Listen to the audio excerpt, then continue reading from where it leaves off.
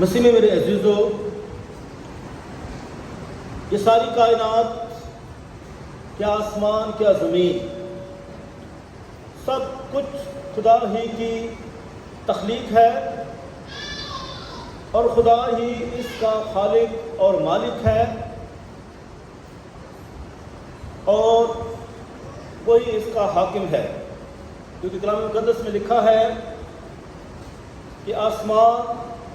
اس کا تخت اور زمین اس کے پاؤں کی چوکی ہے، جس کا مطلب یہ ہے کہ خدا ہی تمام کائنات کا خالق اور مالک ہے، وہی اس کا بادشاہ ہے اور وہی سب کچھ جو ہے سارا نظام چلاتا ہے۔ لیکن زمین پر خدا نے اپنے مددگار بھی بنائے ہیں جو حکمران ہیں، وہ خدا ہی کے چنے ہوئے ہیں، خدا ہی کے بھیجے ہوئے ہیں، اور ضرورت اس بات کی ہے کہ وہ بھول نہ جائیں کہ انہیں بھیجنے والا، مقرر کرنے والا خدا ہی ہے، اور یہ حکمرانی وہ ان سے لے بھی سکتا ہے، اس لیے وہ تابعداری کی زندگی بسر کریں، ایمان اور بھروسے کی زندگی بسر کریں، نہ کہ خود خدا بن جائیں۔ مسیح میرے عزیزو، آج خدا کا کلام جو ہمیں یہی سکھاتا ہے کہ ہم خدا کی بادشاہت کے لیے جان سے شانی کریں، محنت کریں، اور اس کی بادشاہت جو ہے امن، صلح، سلامتی کی بادشاہت ہے، پیار و محبت کی بادشاہت ہے۔ یہ بادشاہت جو ہے عالمگیر بادشاہت ہے، کیونکہ خدا خود عالمگیر ہے، وہ سب کا خدا ہے، وہ ہر ایک سے پیار کرتا ہے، اس کی نجات عالمگیر ہے۔ یہ نجات جو ہے کسی کی میراث نہیں ہے، ہمارا خداوند یسوع مسیح بذات خود کسی کی میراث نہیں ہے، وہ سب کے لیے آیا ہے، کیونکہ کلام مقدس میں لکھا ہے خدا نے دنیا سے ایسا پیار کیا کہ اس نے اپنا اکلوتا بیٹا بخش دیا تاکہ جو کوئی اس پر ایمان لائے ہلاک نہ ہو بلکہ ہمیشہ کی زندگی پائے۔ اس لیے یہ بادشاہت جو ہے سب کے لیے ہے، اس میں کسی قسم کا نسلی، مذہبی اور کسی قسم کا کوئی بھی تعصب رکھا نہیں گیا ہے، کسی قسم کا فرق نہیں رکھا گیا ہے، کیا امیر کیا غریب، ہر رنگ و نسل کے لوگ جو ہیں اس بادشاہت میں داخل ہو سکتے ہیں، بشرطیہ کہ وہ بھرپور طریقے سے سچائی اور ایمان کی، بھروسے کی زندگی بسر کریں، وہ خود غرض نہ ہو بلکہ دوسروں کا بھی خیال رکھیں۔ تو یہ بادشاہت ان سب کے لیے ہے۔ وہ لوگ جو کمزوری میں مبتلا ہو جاتے ہیں، جو خود غرض ہو جاتے ہیں، انا پرست ہو جاتے ہیں اور مادہ پرست ہو جاتے ہیں، آج خدا کا کلام ان کی تنبیہ کرتا ہے، اصلاح کرتا ہے کہ وہ اپنے آپ کو راہ راست پر لے آئیں۔ مسیح میرے عزیزو، اسی وجہ سے اشعیاء نبی جو کہ تمام نبیوں میں اپنے مواد کے حوالے سے سب سے بڑا نبی گردانا جاتا ہے، اور اس نے اپنی زندگی میں بہت ساری بادشاہتیں دیکھی ہیں، بادشاہتیں آئیں اور ختم ہو گئیں، اور وہ اسی وجہ سے عالمگیر بادشاہت کا اعلان کرتے ہیں کہ ایسی بادشاہت آئے گی جو ختم نہیں ہو سکتی ہے، اور وہ داؤد کے گھرانے سے ہوگی، وہ یہودا کے قبیلے سے ہوگی، اور اس کی بادشاہت کا اختتام نہیں ہوگا، اور یہ یسوع مسیح ہی سے متعلق ہے۔ اور اسی میں ہم دیکھتے ہیں کہ خادم کے 4 نغمے ہیں۔ ایسا خادم جو بادشاہ ہو کر دکھ تکلیفیں مصیبتیں سہتا ہے اور سچا انسان اپنے آپ کو ثابت کرتا ہے، تابعداری کا، وفاداری کا اعلیٰ نمونہ پیش کرتا ہے، وہ کسی قسم کے ڈپریشن میں کا شکار نہیں ہوا بلکہ وہ اپنے آپ کو خدا کے سپرد کرتا ہے، وہ تمام مسائل کا، مصیبتوں کا سامنا کرتا ہے اور دنیا کے لیے نجات کا وسیلہ بنتا ہے۔ اور مسیح میرے عزیزو، اسی کتاب میں بتایا گیا کہ یہ جو ہے نجات بادشاہت سب کے لیے ہے، وہ تمہارے سب بھائیوں کو تمام اقوام کے درمیان سے لائیں گے، سب قوموں اور زبانوں کو جمع کروں گا، تو وہ آئیں گے اور میرا جلال دیکھیں گے، اور میں ان کے درمیان ایک نشان نصب کروں گا، جو ان میں سے بچ گئے ان کو قوموں کے پاس ترشیش اور پوت اور لوط اور ماشک اور روش اور توبل اور یوان اور دور دور کے ان جزائر کو بھیجوں گا جنہوں نے میری شہرت نہیں سنی اور میرا جلال نہیں دیکھا۔ وہ قوموں کے درمیان میرے جلال کی بشارت دیں گے۔ اس لیے مسیح میرے دوست، یہ نجات جو ہے عالمگیر ہے، یہ کسی کی میراث نہیں ہے۔ اور ہم انجیل مقدس میں بھی دیکھتے ہیں کہ خداوند یسوع مسیح جو تمثیلوں میں منادی کرتے ہیں، وہ شہر شہر اور گاؤں گاؤں جاتے ہیں اور لوگوں کو سمجھاتے ہیں کہ خدا کی بادشاہت کے لیے اپنے کو تیار کریں، اس کی بادشاہت میں داخل ہونے کے لیے جان فشانی کریں، محنت کریں۔ اور یہ یہاں داخل ہونا کافی مشکل ہے۔ وہ جو اول ہیں آخر ہو جائیں گے، جو آخر ہیں اول ہو جائیں گے۔ اور مسیح رسول، ہر کوئی اول ہونا چاہتا ہے، کامیاب ہونا چاہتا ہے، لیکن دنیا کا پیمانہ فرق ہے، خدا کا پیمانہ فرق ہے۔ خدا حلیمی فروتنی آج بھی دیکھتا ہے، جبکہ معاشرہ جو ہے دکھاوا دیکھتا ہے، جاہو جلال، اصل و رسوخ اور اسی طرح جھوٹ فریب دھوکہ، یہ ساری چیزیں دنیا میں عام ملتی ہیں۔ مسیح میرے عزیزو، خداوند جو ہم سب کو اس بادشاہت کے لیے تیار کرتے ہیں، اور اسی طرح اس بادشاہت کو خداوند جو ہے ایک ضیافت کی صورت میں پیش کرتے ہیں کہ ایک ضیافت تیار ہوگی، اور اس ضیافت میں سب کو بلایا گیا ہے، سب لوگ بلائے جاتے ہیں کہ سب اس ضیافت میں شامل ہوں۔ لیکن اس ضیافت کی خاص یہ بات ہے کہ اس ضیافت میں شادی کے لباس کے ساتھ آنے کی ضرورت ہے، تیاری کے ساتھ آنے کی ضرورت ہے، کیونکہ اس میں دعوت تو ہے، لیکن اس دعوت کا جو معیار ہے اس کو سامنے رکھنا ہے کہ اس دعوت کا تقاضا کیا ہے، اس کا معیار کیا ہے، اور اس کے لیے ہمیں مکمل تیار ہو کے جانے کی ضرورت ہے۔ اس میں جو ہے ہم ظاہری چیزوں کی طرف نہ جائیں کہ میرے کپڑے ٹھیک نہیں ہیں، میرے پاس جوتی ٹھیک نہیں ہے، جو ہے مجھے لوگ کیا کہیں گے۔ نہیں، اس میں کسی قسم کی بیرونی چیز کوئی جو ہے بات نہیں رکھتی ہے، کوئی اثر نہیں رکھتی ہے، جبکہ خدا ہمارے دلوں کو، جذبوں کو، نیتوں کو دیکھتا ہے، اور اسی کی وجہ سے ہم سب جو ہے خدا کی بادشاہت میں داخل ہو سکتے ہیں۔ اسی پیمانے کی وجہ سے اول آخر ہو جاتے ہیں اور آخر اول ہو جاتے ہیں۔ مسیح میرے عزیزو، خداوند سب کو نجات کے لیے بلاتا ہے، اور ہم سب کے لیے پاک ماس میں آنا، اس گرجا گھر میں آنا، سب جہاں چھوٹے بڑے سب ایک ہی صف میں بیٹھے ہوئے ہیں، سب کسی قسم کا کوئی سٹیٹس کی بات نہیں ہے، امیری غریبی کی بات نہیں ہے، سب اس ضیافت میں برابر شراکت کرتے ہیں، ایک ہی الطار کے ارد گرد آتے ہیں، ایک ہی پیالے میں سے پیتے ہیں، ایک ہی جو ہے پلیٹ میں سے کھاتے ہیں۔ اس طرح ہم اس ضیافت میں برابر شریک ہوتے ہیں، کسی کو زیادہ کام کی بات نہیں ہے، سب لوگ برابر کا جو حصہ پاتے ہیں۔ اس لیے مسیح خداوند نے ہمیں اس ضیافت میں بھی بڑا جو ہے ہمیں سبق دیا ہے۔ شاہ نبی فرماتے ہیں کہ خدا ہمیں پہاڑ پر ایک اعلیٰ ضیافت مہیا کرے گا،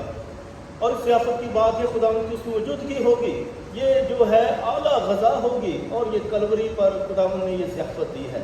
اپنے آپ کو قربان کر دیا ہے، اپنی جان کا نذرانہ دے دیا کہ اس سے زیادہ کوئی کس سے پیار نہیں کرتا کہ اپنی جان اپنے دوستوں کے لیے دے دی۔ اس نے اپنا آپ بانٹ دیا ہے، اپنا آپ وقف کر دیا ہے، اپنا آپ کھانے کو دے دیا ہے، تاکہ ہم بھرپور طریقے سے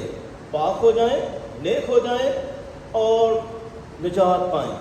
اس لیے مسلم دوست کے لیے ہمیں تیاری کی ضرورت ہوتی ہے کہ ہم توبہ کریں، ہم اس کو لائق اپنے آپ کو بنائیں، تاکہ ہم بھرپور طریقے سے اس ضیافت میں شرکت کریں۔ جب بھی پاک ماہ شروع ہوتی ہے تو توبہ کی رسومات ہوتی ہیں، توبہ کا گیت بھی لے آیا جاتا ہے، توبہ کون پڑھتے ہیں، یعنی کہ ہم ایک طرح سے اعتراف کرتے ہیں، جماعتی اعتراف کرتے ہیں کہ ہم اپنے گناہوں سے توبہ کریں، لائق طریقے سے اس میں شرکت کرنا۔ اس لیے جو لوگ لیٹ آتے ہیں ان کے لیے خصوصی ہدایت ہے کہ آپ وقت کی پابندی کریں، صحیح ٹائم پر آئیں، تاکہ آپ اچھے طریقے سے اس اقدس قربانی میں، اس ضیافت میں شرکت کریں، کیونکہ یہ ہمارے لیے اعلیٰ ضیافت ہے، آسمانی ضیافت ہے، آسمان پر بھی ہوگی، لیکن یہاں اس کی مشق بھی ہے، اور حقیقت میں بھی خداوند ہمیں یہ اس میں جب شمولیت ہم کرتے ہیں تو اپنا بدن اور خون دیتا ہے، اپنا آپ وقت کر دیتا ہے، اپنا آپ کھانے کو دیتا ہے، تاکہ ہم بھرپور طریقے سے اس کی شناخت بنے اور جو ہے دوسروں کے لیے مسیحا بنے، نجات کا وسیلہ بنے۔ مسیح حضور، اس بادشاہت میں داخلے کے لیے ہمیں اپنے آپ کو تیار کرنے کی ضرورت ہوگی، ہمیں اپنی اصلاح کرنی ہوگی، ہمیں اپنی کوتاہیوں پر غور کرنا ہوگا، ہمیں اپنی اصلاح کرنی ہوگی، ایک دوسرے کی بھی اصلاح کرنی ہوگی، ایک دوسرے کو سمجھانا ہوگا، جسے ہم تنبیہ کہتے ہیں، نصیحت کہتے ہیں، ہدایت کرنا کہتے ہیں۔ اور اسی بات کو پولس رسول جو ہے عبرانیوں کے نام خط میں بھی، جو آج کی دوسری تلاوت ہے، اس میں بھی وہ سمجھاتے ہیں کہ کس طریقے سے خداوند فرماتے ہیں، خداوند جس کو پیار کرتا ہے اس کی تعظیم کرتا ہے۔ اے بھائیوں، کیا تم اس نصیحت کو بھول گئے جو تمہیں فرزندوں کی طرح کی جاتی ہے؟ دیکھیں، جب کسی کو آپ نصیحت کرتے ہیں، سمجھاتے ہیں، یہ نصیحت جو ہے، اگر اس نصیحت کا مقصد آپ کے ذہن میں اس کی بے عزتی کرنا ہے، یا دوسروں کے سامنے اسے شرمندہ کرنا ہے، یا اسے جو ہے دکھ دینا ہے، تکلیف دینا ہے، ممکن ہے وہ شخص ڈپریشن کا شکار ہو سکتا ہے وہ خودکشی بھی کر لے، وہ کسی قسم کی بھی دوری اختیار کر سکتا ہے، وہ کسی قسم کے جو ہے ریونج پر آ سکتا ہے، وہ نفرتیں پیدا ہو سکتی ہیں۔ لیکن یہاں جو ہے خداوند کی جو تنبیہ ہے، فرق ہے، معاشرے میں جو ہوتی ہے سبق سکھانے کے لیے ہوتی ہے، اور جو ہے اپنی پڑھائی کے لیے وہ ہوتی ہے، دوسرے کو نیچا گرانے کے لیے ہوتی ہے۔ یہاں خداوند کی جو تنبیہ ہے تھوڑی مختلف ہے، یہ بالکل مختلف ہے، کیونکہ اس تنبیہ میں، اس نصیحت میں جو ہے ملامت نہیں ہے، اس جو ہے تنبیہ میں جو ہے شرمندگی کی بات نہیں کی گئی ہے، بلکہ اس ملامت میں جو ہے خداوند کا پیار چھپا ہوا ہے۔ اس جو ہے تنبیہ میں خداوند ہدایت کرتے ہیں، پیار کے ساتھ اصلاح کرتے ہیں۔ تو اس لیے خداوند جب اصلاح کرتا ہے، تنبیہ کرتا ہے، تو اس سے بیزار ہونے کی ضرورت نہیں ہے۔ ہم کہتے ہیں کہ کیوں میرے ہی ساتھ ایسا ہوا ہے، کیا میں ہی رہ گیا تھا، کیوں مجھے اتنے دکھ ملے ہیں، کیوں مجھے تکلیفیں ملی ہیں؟ جیسے ایوب نبی کو ساتھ تکلیفیں آئیں، وہ آخر تک صابر رہا، بھروسہ رکھا، اور سب کچھ اس کا چلا گیا تھا، لیکن وہ ایمان اور بھروسے میں قائم رہا۔ اسی طرح مسیح رسول خداوند جب ہماری تنبیہ کرتا ہے، اصلاح کرتا ہے، تو اس میں اس کا منصوبہ ہوتا ہے، ہماری سمجھ سے باہر ہو سکتا ہے۔ جب تکلیفیں آتی ہیں، مصیبتیں آتی ہیں، بیماریاں آتی ہیں، تنگی آتی ہے، تو اس میں گھبرا نہ جائیں، اس پر بھروسہ رکھیں۔ اگر یہ سب کچھ کس طرف سے ہے تو یہ جو ہے بدل بھی سکتا ہے، خدا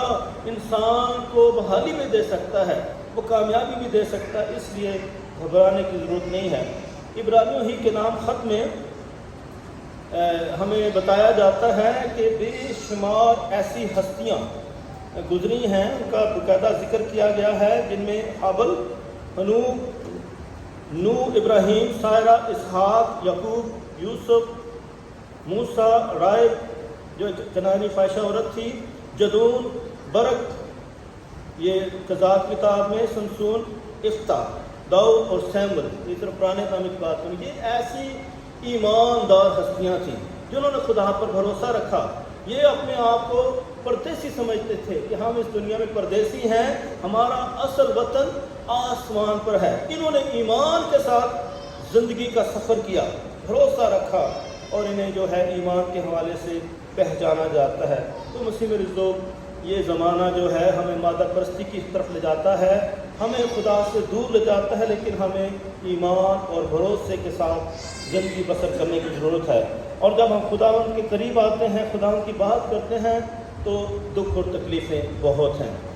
مبارکبادیوں میں مبارک ہے تو تم جب تمہیں لوگ میرے نام سے لان تان کریں، مصیبتیں لائیں، خوش ہونا، کیونکہ آسمان پر تمہارا اجر بڑا ہے۔ اس لیے مسلم میں عزیزوں، ہم اپنے جو ہے کمیوں کی وجہ سے،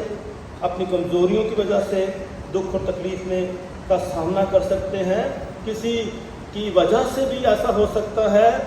اور پھر خدا کا اس میں بہت بڑا ہاتھ ہو سکتا ہے کہ وہ ایسا ہونے دیتا ہے۔ تو ہم گھبرائے نہیں، کیونکہ سب کچھ اس کے اختیار میں ہے، سب کچھ وہ کنٹرول کرتا ہے، وہ ہمیں بحالی دے سکتا ہے، نجات دے سکتا ہے۔ آخر میں ایک خوبصورت کہانی آپ کے سامنے پیش کرنا چاہوں گا۔ ایک شخص، اس کے پاس ایک گھوڑا تھا، اور ایک دن وہ گھوڑا جو ہے کھو گیا، چلا گیا، اور اس کا ہمسایہ اس کے پاس آیا اور اسے کہنے لگا کہ بہت افسوس ہوا، اچھا نہیں ہوا، کیونکہ تمہارے پاس ایک ہی گھوڑا تھا اور وہ بھی چلا گیا، بہت نقصان ہوا۔ اور اس شخص نے کہا، اچھا ہوا برا ہوا کون جانے۔ کچھ دنوں کے بعد وہ گھوڑا واپس آ گیا اور اپنے ساتھ اور بھی گھوڑوں کو لے آیا، اور اس دفعہ وہی ہمسایہ پھر دوبارہ اس کے پاس آیا، کہنے لگا، مبارک ہو، بہت اچھا ہوا کہ تمہارے پاس اب تو گھوڑوں کا مالک بن گیا ہے۔ تو اس نے کہا، اچھا ہوا برا ہوا کون جانے۔ کچھ دنوں کے بعد جو ہے اس کا بیٹا تھا، وہ اس گھوڑے پر سوار ہوا، سیر کے لیے نکلا اور گرا، اس کی ٹانگ ٹوٹ گئی۔ اور پھر ہمسایہ آیا، کہتے بہت برا ہوا، تمہارا ایک ہی بیٹا تھا اور اس کی ٹانگ ٹوٹ گئی ہے۔ پھر اس نے کہا، برا ہوا اچھا ہوا کون جانے۔ پھر کچھ دیر کے بعد اس ملک میں جنگ شروع ہو گئی، اور حکم صادر ہوا کہ تمام جو ہے نوجوان وہ جنگ کے لیے وہاں جو ہے بارڈر پر چلے، اور سب نوجوانوں کو اکٹھا کیا گیا۔ اور جب اس کے گھر آئے تو اس کا بیٹا اس وجہ سے نہیں بھیجایا گیا کیونکہ وہ چل نہیں سکتا تھا۔ اور پھر جب جنگ کا خاتمہ ہوا تو بہت سارے نوجوان زخمی آئے، کچھ وہیں مر گئے۔ وہ شخص پھر اس کے پاس آیا، بہت اچھا ہوا کہ تمہارا بیٹا جنگ پر نہیں گیا، ورنہ وہ بھی مارا جاتا۔ اس نے کہا، اچھا ہوا برا ہوا کون جانے۔ مسیح علیہ کہنے کا مطلب ہے کہ یہ جو ہونی ہے یہ خدا کے پاس ہے، خدا کا نظام ہے، دکھ بھی ہیں، تکلیفیں بھی ہیں، خوشیاں بھی ہیں، کامیابیاں بھی ہیں، یہ خدا کے کنٹرول میں ہے۔ اس لیے ہمیشہ اس دنیا میں رہتے ہوئے گھمنڈ نہ کریں، تکبر نہ کریں، غرور نہ کریں، بلکہ اسی پر بھروسہ اور توکل رکھیں، کیونکہ وہ سب کچھ دینے پر قادر ہے، وہ ہمیشہ ہم پر مہربان ہے اور ہمارا مددگار ہے۔ خدا ہم سب کو اس ایمان میں مضبوطی عنایت فرمائے۔ مسیح ہمارے خدا ان کے وسیلہ سے آمین۔